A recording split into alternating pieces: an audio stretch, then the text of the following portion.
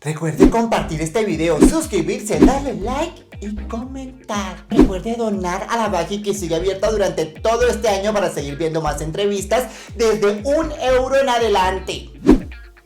Me refiero a que pertenezco a una generación de crianza familiar donde hay muchas equivocaciones, que tiene que ver con que yo me vine a enamorar de mi esposo, ¿no? También. Creo que en todos estos años hemos tenido una crisis de matrimonio, una dura, evidentemente, pero sobrevivimos ahí. Ha sido todo un trabajo personal, digo, como mujer también. Después de ser mamá han salido, creo que los mejores proyectos profesionales, después de ser mamá. Entonces creo que por eso trae una cantidad de revueltos, creo que físicos, emocionales, todo, y hace que uno hace como... Sin embargo, el vínculo que yo tenía con mi papá era muy poderoso y amoroso. Creo que después de un año aún sigue doliendo, pero casi que no, de por Dios. ¿Cómo está? Ay, perdóname. ¿Qué la voy a perdonar, mi amor? Perdóname, porque esto es duro para mí. No domino el tema por el técnico de esta cosa. Porque le cuesta Mucho. la tecnología. Claro, yo no cacharreo con esta vaina nunca, entonces me estás hablando en chino. ¡Qué horror! ¡Qué oso! Bueno, tranquila, vea. Yo de verdad estoy que me hablo con usted porque usted tiene para desglosar. Usted de esas que sí tiene tema, así que me encanta. Goya, usted de estas que le mandó al Petro ahorita la carta diciéndole que haga algo que no ha hecho nada, que no sé qué. ¿Usted de esas? Conocí la carta, la leí, pero no la firmé. Me hubiera gustado firmarla. ¿Y qué le decían al Petrovsky?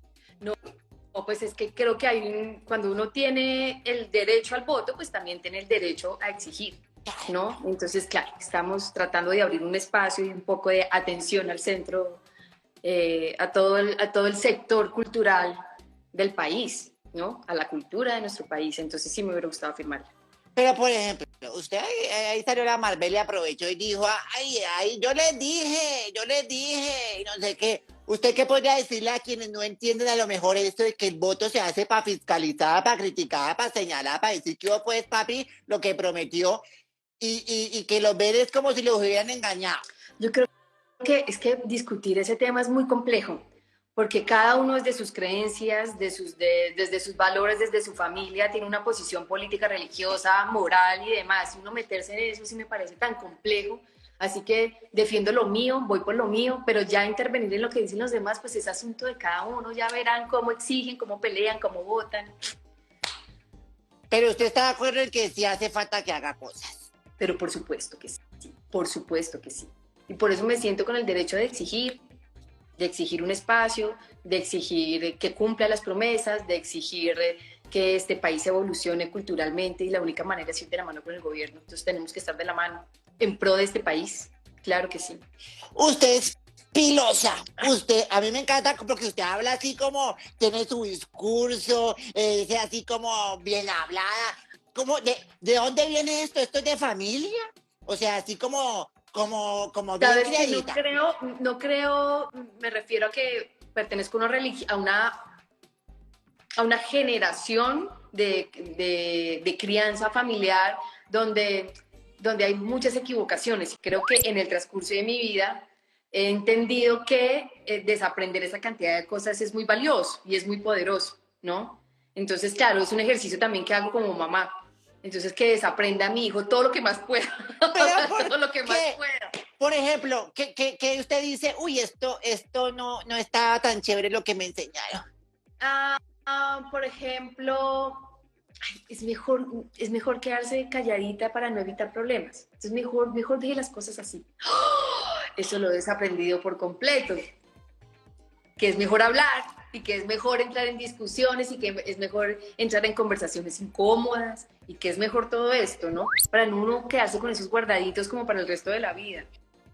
Eso tiene que ver con este cuento de las feministas y de que son paradas y de que las mujeres sí hablan y que hay temas que sí hay que traer sobre la mesa. Por supuesto.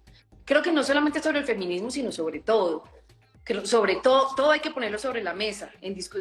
Yo creo que para que las relaciones y los vínculos humanos de verdad tengan mucho poder, ahí sí hay que hablarlo todo y no quedarse uno callado.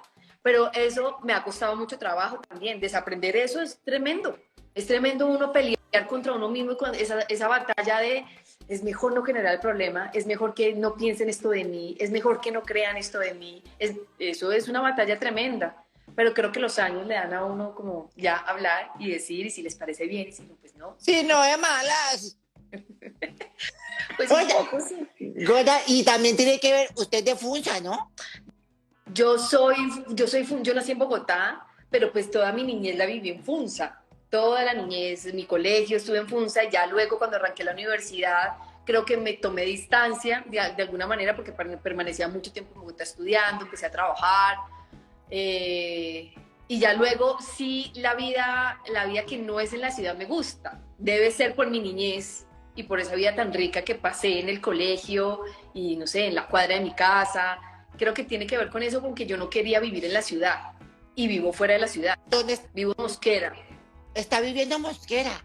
Entonces quería que mi hijo también tuviera esa vida que es un poco libre, como no una vida de edificio y de ascensor, un poco eso, sino una vida de parque, de fútbol, de juego, De de raspar, la llevas de la pata, de gritar en la puerta, ¡éntrate! Estas cosas. Y eso lo ha vivido mi hijo, que me parece divino. Creo que eso en el crecimiento en su vida le genera una historia diferente y una manera de vivir diferente.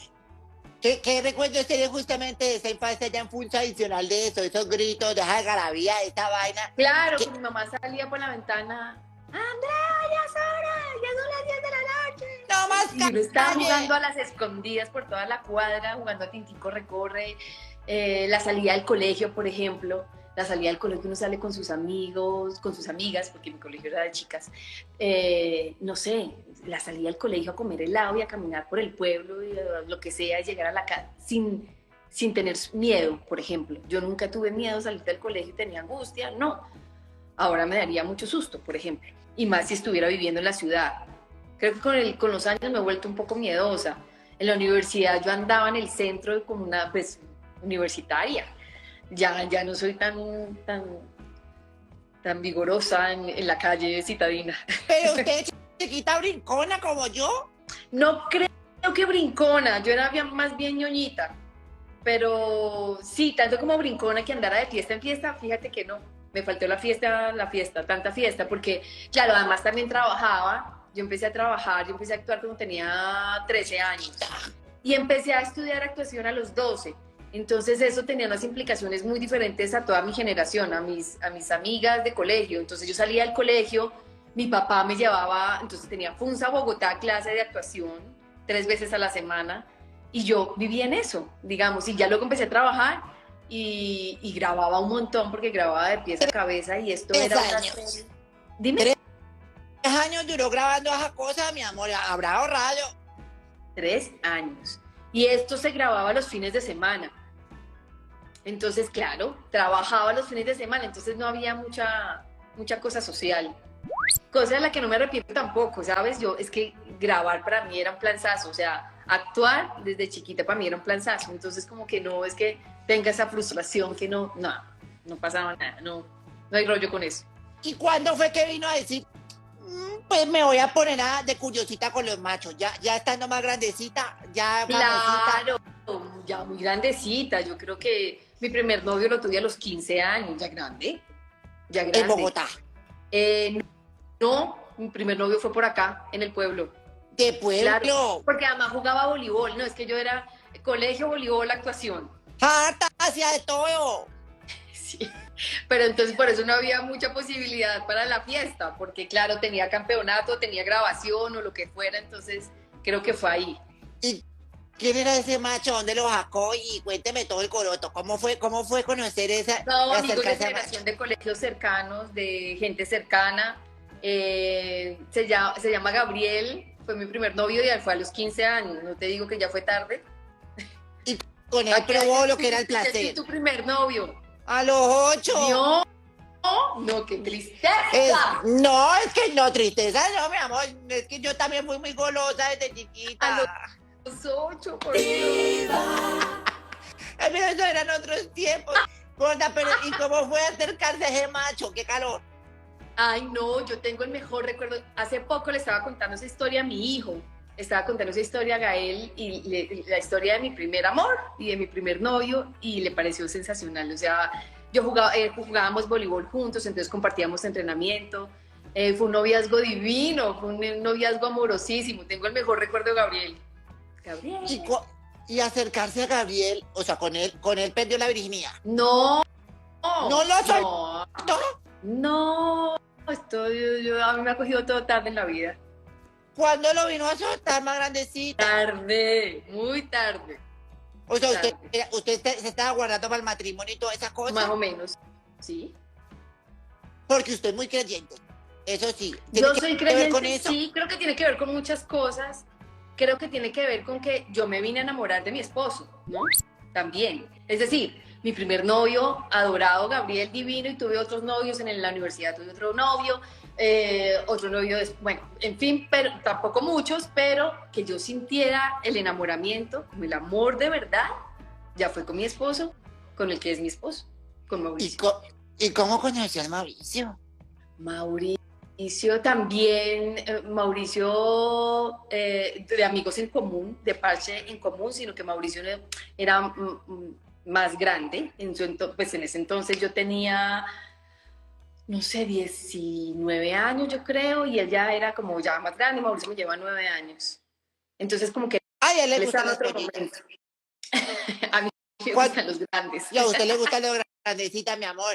¿Y cuánto tiempo llevan ustedes? ¿Llevan un montón? Llevamos un montón. Acabamos de cumplir 19 años de casados.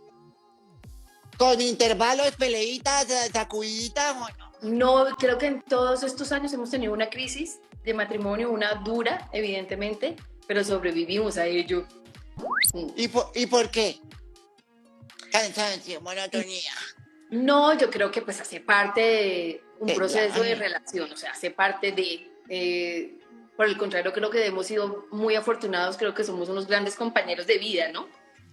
Finalmente. Pero sí hubo un quiebre en algún momento, sobre todo por mi trabajo, porque claro, en ese momento estaba haciendo muchas cosas, no había tiempo para estar tanto en la casa y se desbalancea un poco todo y entramos en una crisis muy fuerte y que uno siente además que es larga y profunda, pero finalmente en este momento te puedo decir que haber sobrevivido a esa crisis fue lo más valioso de todo y que tanto él como yo somos personas diferentes, digamos que esos huecos a veces en los que uno se ve sumergido en la vida, finalmente sí sirven para que uno tenga como un nuevo panorama de lo que es uno, de lo que es la vida y de lo que es todo. Entonces sí dolió mucho, digamos, en su momento fue tremendo, pero en este momento, ahora creo que le doy un valor, o sea, no sería la mujer que soy ahora debido a ese dolor y a sentirse uno como tan desalentado de esa construcción de familia que uno ha tenido por muchos años, ¿no? Bebé, y estando por allá en el pueblo, ¿no es más difícil que el casting o ahora con esta era que a uno le toca grabarse a una en la casa, ya es más fácil con la tecnología o cómo le ha ido con eso? No, hoy con eso no ha habido problema, digamos que mi vida es la ciudad y el pueblo todo el tiempo, o sea, yo voy casi todos los días. Los días que no voy a Bogotá también descanso un montón y digo qué rico, es que eso es lo que trae vivir fuera de la ciudad, que uno de repente se enconcha un poco y entonces ya no dan ganas de salir, ya no dan ganas de ir a cosas sociales, por ejemplo, por eso es que no voy tanto, porque ya estando en casa como que, uy, qué jartera salir y qué jartera, yo no sé si es la edad o es que ya el ambiente de casa y de querer estar acá como que ya, ay, qué jartera coger ahorita para Bogotá, como que... O sea, usted pandemia la pasó, Bobby. La pasé bombi, fue una gran pandemia. Digamos que, claro, acá con tener verde la ventana, es una fortuna tremenda. Tener un espacio acá donde uno pueda respirar un poco y que uno pueda vivir tranquilo y bien acompañado. Creo que por eso te digo que Bien atendida. Afortunada de estar bien acompañada, y tengo a mi familia cerca y creo que hay muchas cosas que son en pro de vivir acá. Yo voy como con una balacera gorda, pero es que con usted, como le digo, tiene tanto tema para contar. Mira, a mí me causó mucha curiosidad que usted ha dicho que para perdonar usted más bien malita, que usted siempre le ha costado esto del perdón, pero usted hizo la siempre viva inspirada en la obra de teatro de Miguel Torres, de La toma al Palacio de Justicia. ¿Cómo la cambió a usted hacer esta obra? ¿Le sirvió hacerse preguntas sobre el perdón?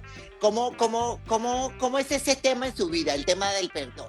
A partir también, obviamente, relacionándolo con este tema de la película. Tiene que ver muchas cosas. Siempre Viva es un episodio muy importante en mi vida, no solamente profesional, sino personal también. Por eso mismo, porque creo que me hace un clic en muchas cosas, no solamente con el tema del perdón, sino además con la historia que le pertenece a mi país, que es mi país. ¿No? Creo que duré muchos años a distancia de lo que pasa en profundidad, digo, ¿no? Con la historia del conflicto en mi país. Y Siempre Viva me sumerge en eso y ahí quedo completamente atrapada. Creo que ahí tengo un cambio de interesarme en lo que pasa en el conflicto armado en mi país. Porque antes y con el tema de la hacía la loca. Dime. Antes se hacía la loca o como que no era con No, usted. no tanto como la loca, creo que era por pura ignorancia, ¿no? Por puro desconocimiento. Es decir, hacer una película que su tema está basado en uno de los episodios más sangrientos de la historia de Colombia, que es la toma del Palacio de Justicia en 1985, y que yo de repente tenga unas imágenes o tenga unos datos muy por encima, muy generales de lo que eso significó, pues lo deja uno en otro lugar. Pero cuando uno se sumerge y empieza a indagar y a preguntar y a analizar y a mirar qué es lo que está pasando con esto, digo, ok, aquí hace falta mucho. Y empiezo a darme cuenta de todo lo que ha venido sucediendo, de por qué estamos viviendo este momento político, social, de por qué de repente tomar distancia no es la solución. Empiezo a enfrentarme un poco a eso, a confrontarme también como mujer, digo, no solamente como actriz, sino pues no puede ser que uno pase tantos años sin saber qué es lo que pasa en el país donde uno vive y la historia con la que cargamos. Y creo que eso es fundamental. Y creo que en el colegio pasan muy por encimita de eso. Y uno de repente se queda por ahí, como por lo encimita. Y entonces hay una responsabilidad social también. Y si soy actriz, entonces también hay una labor social. Y creo que partiendo de Siempre Viva, sí he venido interesándome un montón en eso. En poder aportarle algo a la construcción de país. Desde el lugar ¿Y personalmente le sirvió para aprender a perdonar un poquito más? ¿O tú, pues, ni mierda? No, es que, digamos, no, yo creo que las lecciones de perdón que nos han dado las víctimas en este país, si no las asumimos, si no las entendemos también nosotros en el día a día, creo que estamos pasando por encima de lo que nos corresponde. Entonces, no, por supuesto, son unas lecciones de vida tremendas lo que nos deja cada episodio de conflicto que pasa a diario en este país. ¿Pero usted venía mamertizándose cuando se fue para Cuba a estudiar o no? Porque usted también estuvo en San José de los Baños, allá fijo Fidel Castro, el Castro Chavismo y toda esta cosa. Pensándome, o sea, la más mamerta del mundo, sí, puede ser. Pero, ¿cómo lo de San Antonio llegó, tiene que ver con las ganas de estudiar en esa escuela, en San Antonio de los Baños.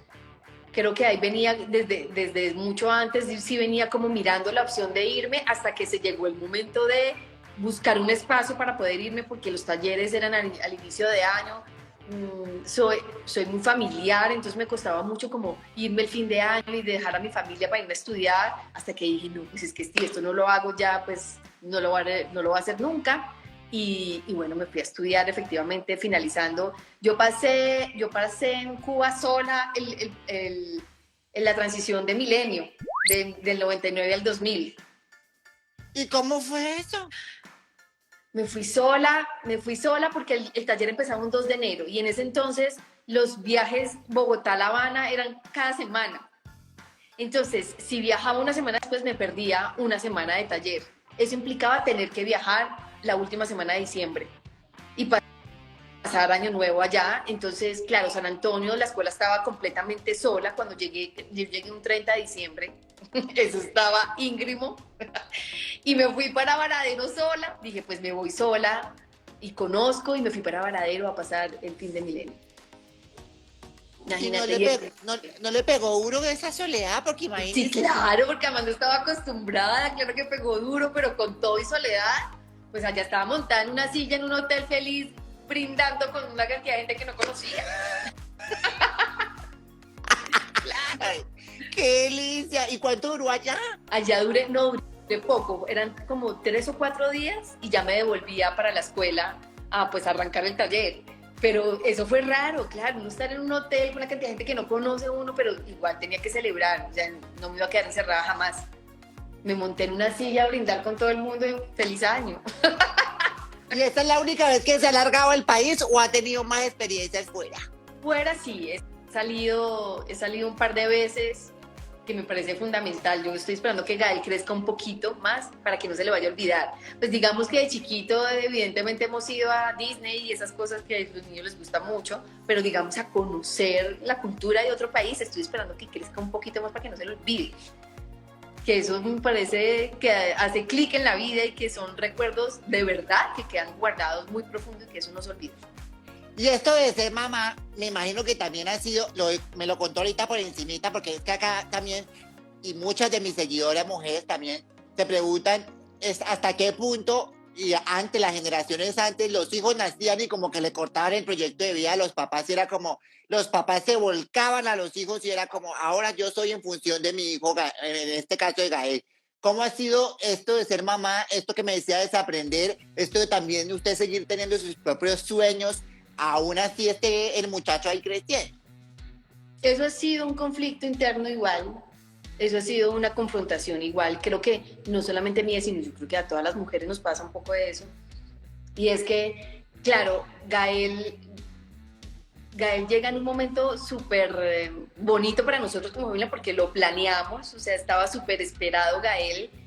Y claro, es un momento muy amoroso y no querer despegar. Entonces generé un vínculo con él de apego tremendo. Y ahí es donde ya empieza a ponerse rara la cosa, porque claro, el apego implica una cantidad de cosas y yo no quería. En ese momento, Gael tenía 4 meses y yo empecé a trabajar. Hice una novela que se llamaba Las Santísimas. Y me llamaron para hacer Las Santísimas y dije, yo no estoy tan segura de irme a trabajar. Pero también en el fondo sabía que lo necesitaba. La que platica. necesitaba ese espacio. Dime. La platica, también. Bien, y el espacio para mí, pero yo no me sentía preparada. Entonces, esto fue una tragedia. Claro, desapegarme de Gael, la teta, porque yo estaba enferma mental por darle leche hasta los 6 meses, que solamente tuviera 6 meses de exclusividad de leche materna. Entonces me llevaba la nevera con las bolsas, con el extractor para grabación. En grabación me conseguían, o sea, estaba como dentro del contrato que me conseguían un lugar para poder sacarme la leche, porque claro, eso estaba tremendo en el día, el vestuario era lleno de leche. Entonces era a sacarme leche, a guardarla en la nevera. Y yo llegaba feliz con las bolsas llenas, igual para mi hijo, para que no probara leche de tarro. Entonces, pero claro, la tristeza y el apego que tenía con él para irme a trabajar era duro, fue un proceso difícil. Y luego cuando luego él entra al jardín, y ese fue otro rollazo para mí, porque era como que ya teníamos que separarnos y él tenía que estar un buen par de horas en su jardín, y las implicaciones que eso tenía, y recuerdo que sufrí un montón. Por eso creo que esa es una de las razones por las cuales no tuve otro hijo, porque era someterme primero otra vez a lo mismo, como a estar separada y a distancia, y pues tener un hijo para no estar cerca, no me parece tan buena idea. Y estar con él ha sido buenísimo, que no me lo he perdido nada igual. He podido estar con él desde el gallo el diente, el primer paso, la compota, todo estuve con él. Entonces ha sido todo un trabajo personal, digo, como mujer también. Después de ser mamá han salido, creo que los mejores proyectos profesionales, después de ser mamá. Entonces creo que por eso tengo una cantidad de revueltos, creo que físicos, emocionales, todo, y hace que uno hace como que hay un poder tremendo, es una mujer diferente. ¿Y cómo ha creado este chino para que sea un mejor chino? Porque usted lo decía por encimita, y a veces la gente le da miedo decirle la palabra feminista, y esto suena muy... pero para que su hijo de alguna manera sea sensible a estos temas y sea un mejor hombre en medio de una sociedad tan horrible como la que vivimos, gorda, que sabemos de la sociedad en la que estamos. ¿Cómo crea su chino para que no repita los patrones que uno ha venido te cometiendo durante toda la vida? Con cuidadito, con mucho cuidado. Es decir, con cada cosa que uno dice, con cada cosa que se hace en la casa, con cada cosa que él ve, que se conversa, que se hace, con las conversaciones que uno cree que son chiquitos, pero ellos están ahí escuchando todo. Creo que lo que ven que uno hace, lo que uno dice, cómo uno reacciona, cómo uno se comporta en la carretera con otro carro, con alguien que lo cierra y uno cómo reacciona, cómo soluciona los problemas con la mamá, con el hermano, con los amigos, cómo es de importante, no sé, respetar al otro y ponerse en el lugar del otro y ser compasivo. No sé, yo creo que en eso sí soy incisiva con Gael, con las cosas que pasan en el colegio y de repente hay una masa que está pensando de una manera, pero que piense él diferente también es muy válido y que es importante que lo haga sentir y que su voz es importante. Y con todos estos temas que finalmente lo que tú dices es cierto, estamos en ese momento en una sociedad compleja, muy compleja, muy compleja. Entonces creo que esa labor de crianza se hace cada vez más importante. Cada cosa que uno dice en esta edad es fundamental para el resto de la vida. Entonces todo lo que pasa con los niños, todo lo que pasa con la sexualidad ahora, todo lo que pasa, no sé, hablan de la sexualidad, de las drogas, de los amigos que tienen familias igual que se separan y lo que eso implica, y los niños que son adoptados porque tienen compañeros así, las implicaciones de esto. Creo que hablar y hablar y hablar y hablar y hablar.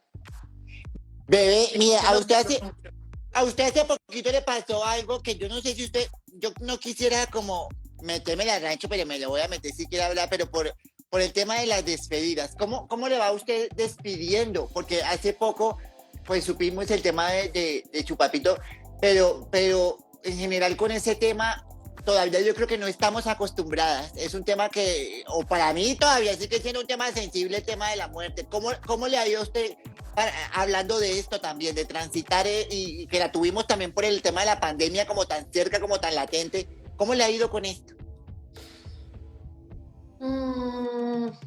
Es un tema, por supuesto. Es un tema porque, como te lo dije al principio, hace parte de las creencias de lo que nos han enseñado que es la muerte. Creo que parte desde ahí. Cuando uno entiende que la muerte hace parte de la vida, se aliviana todo un poco.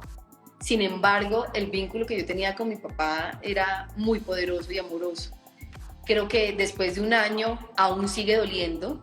Creo que son duelos que cada quien lleva, los transita de la manera que le parezca mejor, pero entendí que hacerle ver a mi hijo y que él vea que que la muerte hace parte de la vida, y lo vivió evidentemente muy de cerca con mi papá porque pues era su abuelo del alma, y verme a mí sufriendo tanto, creo que ahí fue también un clic para él, en la medida que un día mi hijo me dice, que me encontró llorando y me dice: ¿tú cuándo vas a entender que si mi abuelito se muere va a ser lo mejor que le pueda pasar? Y claro, mi hijo tenía razón. Cuando uno entiende eso, porque es batallar contra una enfermedad muy dura, donde uno ve a alguien a quien uno ama profundamente, que está padeciendo su cuerpo, que está padeciendo su mente, que el fin está cerca, y uno se resiste. Entonces vamos, yo recuerdo decirle a mi papá muchas veces: yo sé que tú eres fuerte, vamos a salir de esta, y meterle fuerza a algo que él ya de verdad está pidiendo, es otras palabras, y está pidiendo otro tipo de apoyo, pero uno se demora en entender eso, qué pesar, igual, pero así es. Porque así, está pensando quizás uno en una, claro. ¿no? Claro, cuando uno él tenía Alzheimer, ¿no? Alzheimer, sí, tenía una cirrosis también. Entonces, por eso, lo que te digo, el cuerpo padece, y el alma, el espíritu, la mente, todo. En ese sentido, claro, uno dice, esa resistencia frente al apego y a querer que esa persona esté con uno a pesar de lo que sea. Cuando ya uno entiende que es lo mejor que puede pasar y que está en el mejor lugar, sin sufrimiento alguno, sin padecimiento alguno, el dolor se apacigua mucho y el duelo también mejora. Pero digo que eso es un proceso que cada quien lleva, con la información que trae y con una cantidad de cosas, pero mi hijo fue tremendamente sabio. Es lo mejor que puede pasar. Yo decía, Gael, ¿de dónde saca esto? Pero tiene toda la razón. Venía con una información adicional, es que los chinos vienen como ya con otra cosa. Es Goya, increíble. Goya, y justamente hoy, ¿qué piensa? ¿Que la muerte es que una va para dónde? ¿Sigue con su cosmovisión un poco católica o cuál es su visión? Uy, yo no tengo la certeza de qué pasa con nosotros aún, pero sé que la vida trae la muerte, inevitablemente.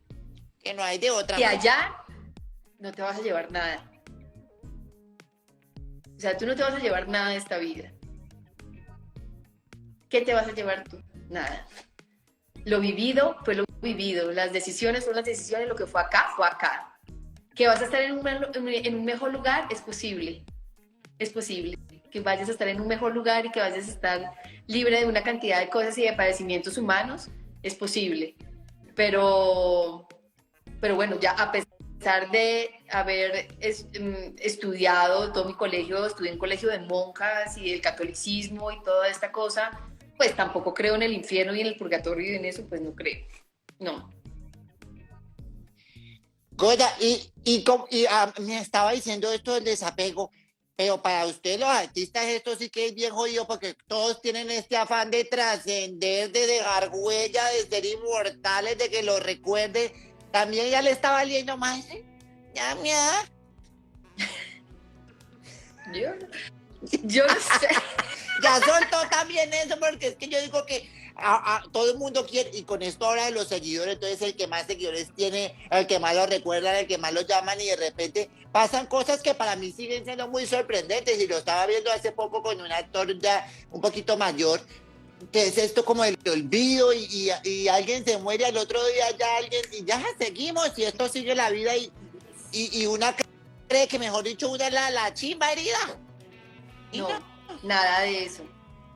No, yo no creo, yo no trabajo tampoco con ese fundamento de querer ser inolvidable o de dejar alguna huella importante.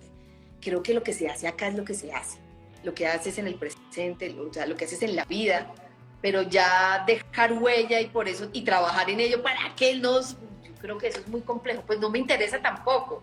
Finalmente, si uno queda en el corazón de alguien en la vida o en la muerte, ya es muy ganador. Digamos que tú quedes guardada en el corazón de alguien, así existas aún, así no te hayas muerto, pues eso es un regalazo, eso ya es muy valioso, ya ahí quedas. Y creo que esa labor sí está, ¿no?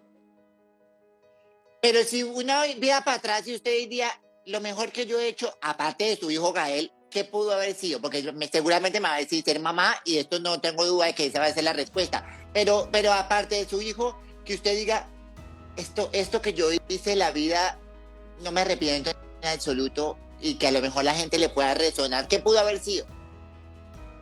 Ay, fíjate que yo acabo de tener una experiencia de esas, ¿sabes?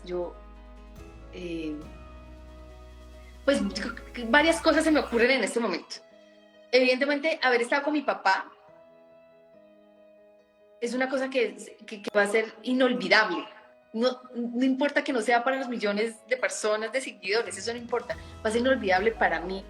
Y seguramente para él fue muy importante en su momento de haber estado de la mano con él de principio a fin, hasta que lo dejé en el mar, hasta que dejé sus cenizas en el mar, hasta ahí. O sea, todo fue muy poderoso y eso queda guardado muy profundo, queda en mi historia de vida. Pero fíjate que hace poco estuve en un campamento con unos niños, se llama Bacongo, y fue una experiencia en la que estuve, que si tú me preguntas en este momento, creo que de verdad eso queda también guardado para siempre, y no solamente para mí, sino para todas las personas que hicimos parte de ese campamento. Para los niños, son los niños de una fundación que pues no tienen una posibilidad de irse de campamento, irse de vacaciones unos días, ¿no? Y a experimentar y a jugar y a pasarla increíble, unos niños de entre 10 y 13 años. Y unos voluntarios, Bacongo hace eso, reunir a una gente adulta que se van a hacer cargo de estos niños para hacerle pasar unos días inolvidables. Y creo que sí fue creo que eso fue tan potente, tan importante, y esto fue hace, no sé, 20 días, llegué a ese campamento. Entonces lo tengo recientico y siento que hay una labor muy importante que dejamos ahí en los niños y en los adultos. Creo que no nos vamos a olvidar, que ese parche de campamento no nos vamos a olvidar nunca. Indiscutiblemente. Y tengo la certeza que para los niños y para los adultos también. Porque fíjate que los niños iban a interactuar con unos adultos que no conocían, que éramos, no sé, 15 adultos, 12 adultos, 13 adultos, que veníamos de diferentes sectores de esta sociedad. Es decir, teníamos a una maestra que trabaja en Río Claro, Antioquia, tenemos a unos excombatientes de las AUC, de las FARC, tenemos artistas, tenemos gente que vino de otros países a unirse como voluntaria, a cuidar a estos niños, a hacerse responsable estos días de los niños. Y entonces, claro, se reúnen estas voluntades, digamos, con diferentes cosas en la cabeza, porque cada uno viene de diferentes sectores, unos más creativos, unos más empresariales, otros más racionales, otros más emocionales, del campo. Teníamos a una mamá que venía luchando contra un duelo que le mataron a su hijo en el ejército, y cada uno con su experiencia en pro de compartir unos días y dejarnos muy claro que la compasión es absolutamente necesaria, que estar juntos y pedalear juntos es más fácil, que si nos perdonamos también va a ser más fácil para cada uno, que ponerme en el lugar del otro también va a ayudar a que construyamos país. Y eso de adultos, dejarle esa información a esta nueva generación, me parece tremendamente valioso. Y si justamente con todas estas experiencias que le ha traído la vida, buscándolas y no buscándolas, pudiera volver a donde esa niña que usted fue y darle un consejo que le sirviera para todo esto que vivió, así viaja en el tiempo y va a donde esa Andreita chiquita, ¿qué pudiera decirle a esa niña?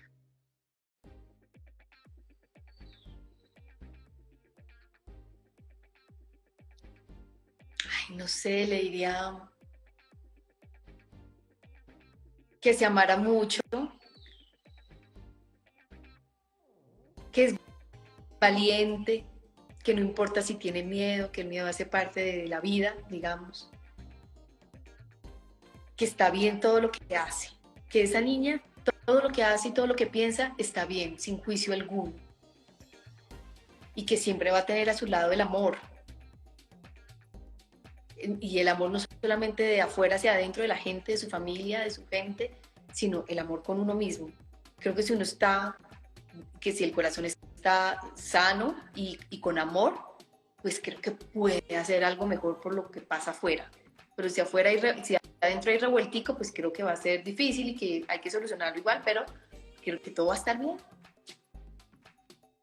Que todo va a estar bien. Gorda, pues se me fue el tiempo volando porque, mejor dicho, ¿Ya? como que nos descuadramos un poquito, pero quería agradecerle a usted por este ratico tan delicioso que me sacó, por hablar tan rico como habla, por inspirar sobre todo, porque usted es una mujer muy, muy inspiradora. ¿Cómo la pasó? Divino, perdóname la tardanza y la ineptitud técnica. No, tranquila, mi amor, tranquila. ¿Y qué está haciendo ahorita? ¿Dónde la vamos a ver pronto? ¿Teatro? Ay, ha cine, sido un año televisión? divino, ha sido un año divino. Este ha sido un año de los más especiales que he tenido. Arrancó divino, arrancó con una película que se estrena como yo creo que a mitad de año, más payasito, que se llama El Rey de la Montaña, con CMO Producciones. Una historia divina colombiana de ciclismo, de amor, de familia. Entonces yo creo que está próxima. Entonces arranqué con rodaje de película, que eso es muy especial, que eso es bien potente para el alma de un actor, digamos. Hice otra película que acabo de terminar, pero de esa sí no puedo contar mucho, y se estrena el próximo año, que también fue muy especial. Y ya arranco la otra semana otro proyecto que tampoco te puedo decir, pero estoy muy contenta. Entonces ha sido un año muy especial y muy potente. Pues gorda, siga metiéndole potencia a esto. La amo y nos encontraremos en el camino otra vez seguramente. Segurísimos. Gracias por el ratito. Gracias a ti. Guapísima. Gracias. Yo, mi amor, la amo. Chao. ¡Mua!